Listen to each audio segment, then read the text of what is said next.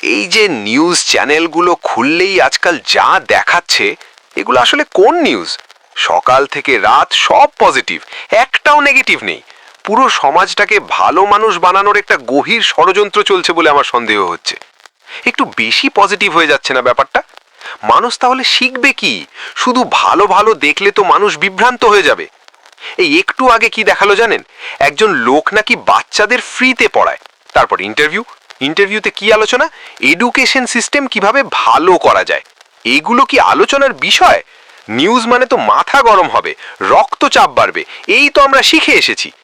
Last 1 ঘন্টা news দেখলাম, একটা খুন নেই, একটা কুপিয়ে মারার খবর নেই, একটা হিন্দু মুসলিম নেই, টিএমসি বিজেপিকে দোষ দিচ্ছে না, বিজেপি টিএমসিকে দোষ দিচ্ছে না।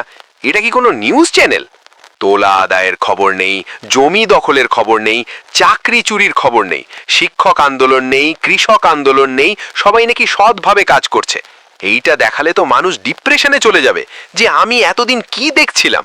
আমার মাথাটা এত পজিটিভ হয়ে গেছে যে আমার এখন ইচ্ছে করছে সমাজ সেবা করি। ছি ছি ছি ছি, ভীষণ ভয়ঙ্কর ব্যাপার। আমি তো চাই একটু ঝামেলা হোক, রাস্তায় বেরিয়ে একটু চেঁচামেচি করি, কারো সঙ্গে তর্ক করি, কিন্তু করব কি করে? কিছুই তো হচ্ছে না। আবার দেখাচ্ছে ডাক্তার বিনা পয়সায় চিকিৎসা করছে। এই সব চলতে থাকলে একদিন মানুষ মারামারি করতেই ভুলে যাবে। এখনো দেখুন মারপিট কমে গেছে। আগে রাস্তায় আগুন জ্বলতো, এখন শুধু স্ট্রিট লাইট জ্বলছে। এক সময় নিউজ মানে ছিল 10টা খুন, 5টা দাঙ্গা, 3টে হরতাল। এখন একটাও নেই। বাচ্চারা কি শিখবে? ভদ্রভাবে বাঁচা? আর ডিবেট শোগুলো দেখেছেন? এটা ডিবেট, একজন কথা বলছে, সে শেষ করছে, তারপর আরেকজন শুরু করছে, কেউ মাঝখানে ঢুকছে না।